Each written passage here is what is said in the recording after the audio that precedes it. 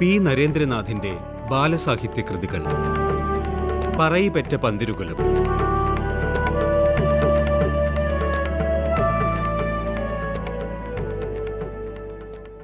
വിക്രമാദിത്യൻ എഴുന്നേറ്റു.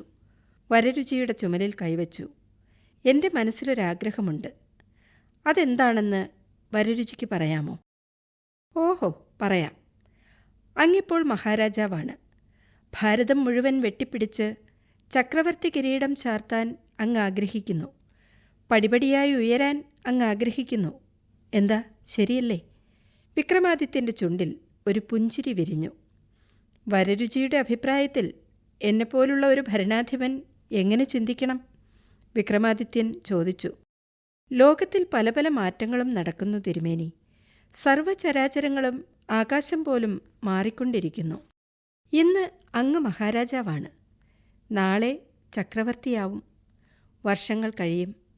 പുതിയ ചക്രവർത്തിമാരും ഭരണാധിപന്മാരും വരും. ഇതിനൊപ്പം മനുഷ്യരുടെ മനസ്സും മാറിക്കൊണ്ടിരിക്കും. അങ്ങനെ ചക്രവർത്തിമാരും രാജാക്കന്മാരും ഇല്ലാത്ത ഒരു ലോകം വരും. അതൊക്കെ മാറ്റമാണ് തിരുമേനി. ചുറ്റും നടന്നുകൊണ്ടിരിക്കുന്ന മാറ്റങ്ങളെപ്പറ്റി അങ്ങ് ചിന്തിക്കണം. നല്ല മാറ്റങ്ങളെ സഹായിക്കണം. ആ വിധത്തിൽ ചിന്തിക്കണം. വിക്രമാദിത്യ മന്നൻ തൻ്റെ കഴുത്തിൽ നിന്നും ഒരു രത്നമാല ഊരിയെടുത്ത് വരരുചിയുടെ കഴുത്തിൽ ചാർത്തി. സദസ്സിലെ അംഗമായി വരരുചിയെ നാം ഇതാ അവരോധിക്കുന്നു. താമസിക്കാനും വായിക്കാനും പഠിക്കാനും എല്ലാ സൗകര്യങ്ങളും ഇവിടെയുണ്ട്. വിലപിടിച്ച ഗ്രന്ഥങ്ങൾ ഗ്രന്ഥാലയത്തിലുണ്ട്. ഇവിടെയുള്ള പണ്ഡിതന്മാരുമായി വരരുചിക്ക് പരിചയപ്പെടാം, വാഗ്വാദം നടത്താം, ചർച്ച ചെയ്യാം.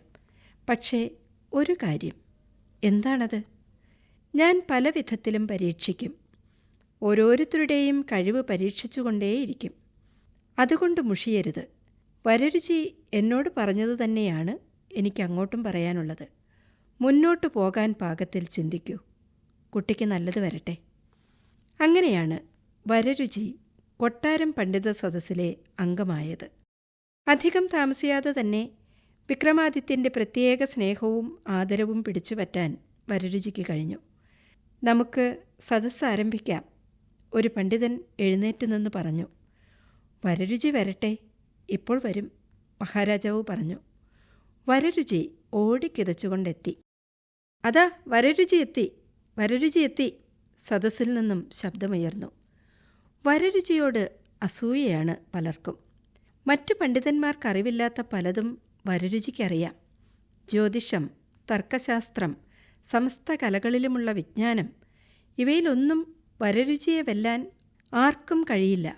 അവരുടെ അസൂയയും കുശുമ്പും ഒന്നും വരരുചിയുടെ അടുത്ത് വിലപ്പോയില്ല. വിക്രമാദിത്യ രാജാവ് വരരുചിയെ പ്രത്യേകം ആദരിച്ചു, സ്നേഹിച്ചു. അദ്ദേഹത്തിൻ്റെ അർഹതയ്ക്കനുസരിച്ച് തന്നെ പ്രോത്സാഹിപ്പിച്ചു. പി. നരേന്ദ്രനാഥിന്റെ ബാലസാഹിത്യ കൃതികൾ. വായിച്ചത് പ്രീതി.